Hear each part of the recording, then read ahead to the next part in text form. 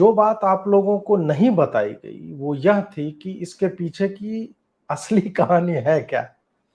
माफ कीजिएगा, मैं हंस रहा हूं असली कहानी पे, हंस रहा हूं आप लोगों की मूर्खता पे कि इसरो ने जो चलाया आप लोगों ने मान लिया।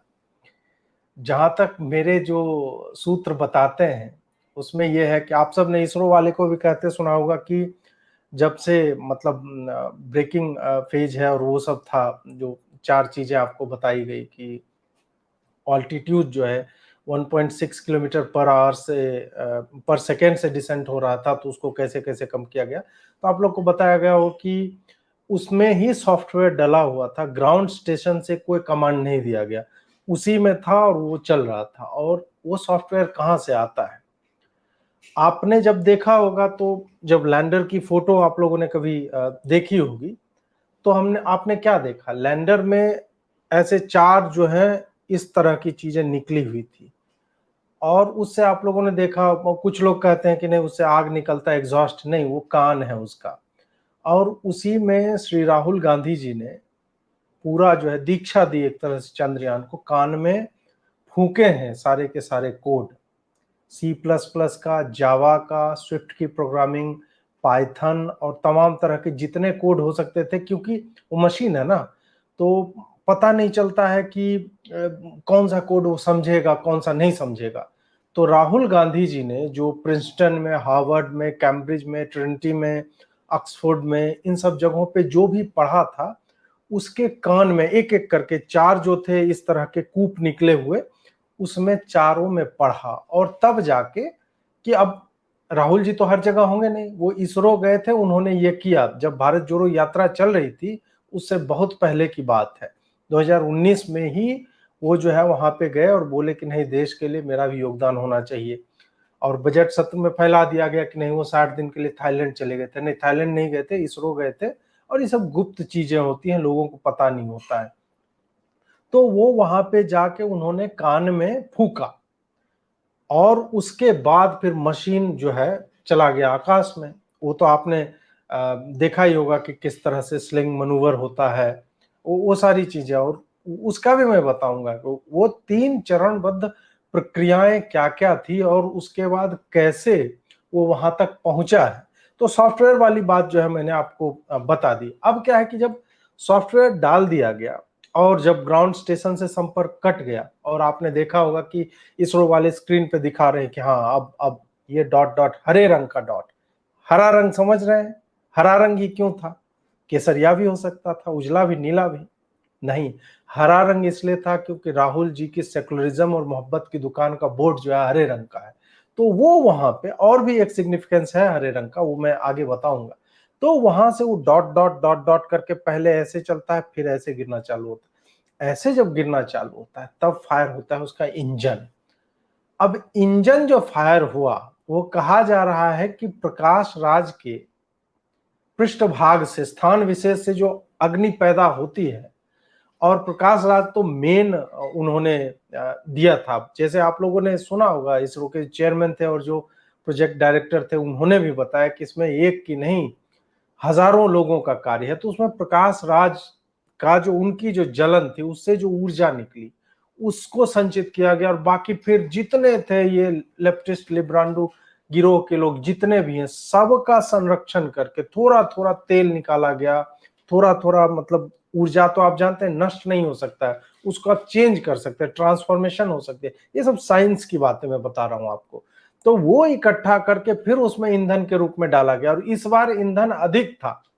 चंद्रयान 2 में यही समस्या हुई थी, एक ईंधन की भी समस्या थी कि उतने समय तक नहीं था ईंधन। तो उससे सीखते हुए ज्यादा लिब्रांडुओं के पृष्ठभाग से जो अग्नि निकलती है, उस ऊर्जा को संचित किया गया और उसको डाला गया। फिर वो इंजन जब फायर अप हुआ ना, चांद खींच रहा है अपने तरफ, और लिब्रांडुओं की जो आग है वो कह रहा है नहीं, हम स्केप कर जाएंगे, हम ऊपर जाएंगे। उस समय एकदम प्रेसाइज मोमेंट पे राहुल जी का कान में फूका हुआ सॉफ्टवेयर, और वो फिर धीरे धीरे धीरे धीरे करके लैंड होने लगता है। और लैंड कहाँ होता है?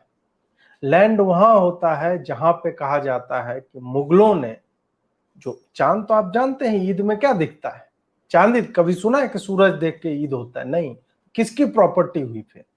तो फिर वक्फ बोर्ड ऑफ इंडिया जो था उसने कहा कि हम देंगे जगह आपको, और देश में मतलब किसी के बाप का हिंदुस्तान थोड़े है, खैर वो तो चांद हो गया तो वैसे भी, लेकिन जो भी है, तो उन्होंने कहा कि वक्फ की प्रॉपर्टी है और हम देंगे, एकदम सपाट ग्राउंड देंगे जहां पे बैठ के 10 20 50 आदमी नमाज पढ़ सकता है, कोई धूल ना हो, कुछ नहीं हो।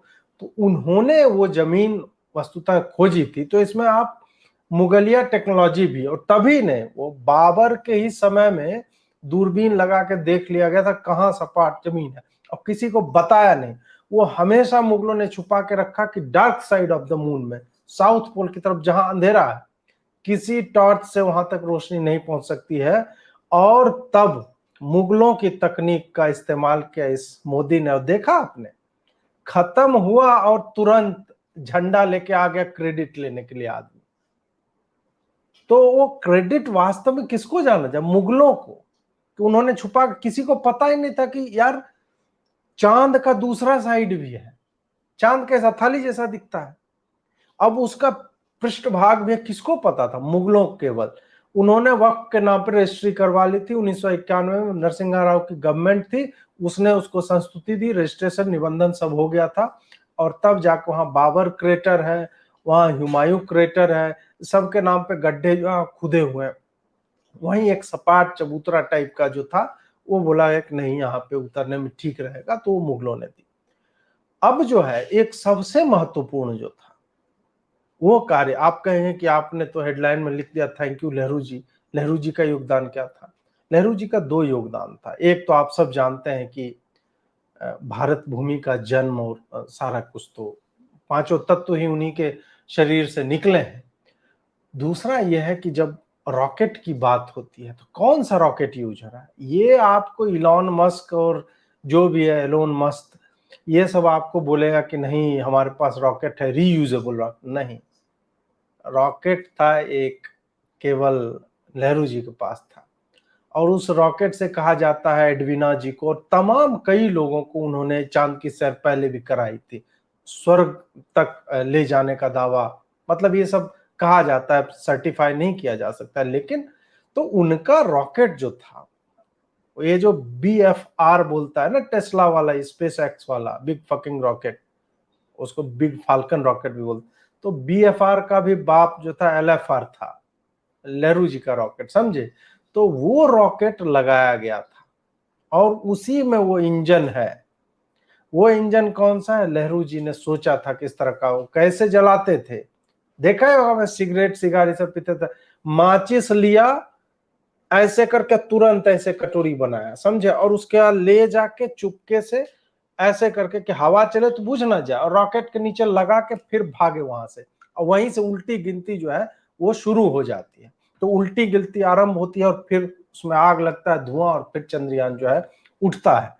चलिए, अब ये पूरी असली कहानी जो है मैंने आप लोगों को सुनाई कि एक्चुअल में जो क्रेडिट हम और आप किसी और को दे रहे हैं, उसके क्रेडिट के हकदार हैं नेहरू जी, मुगल सल्तनत, फिर क्या कहते हैं, राहुल गांधी जी और प्रकाश राजन गैंग। ये चार लोगों को मुझे लगता है कि असली क्रेडिट देना चाहिए।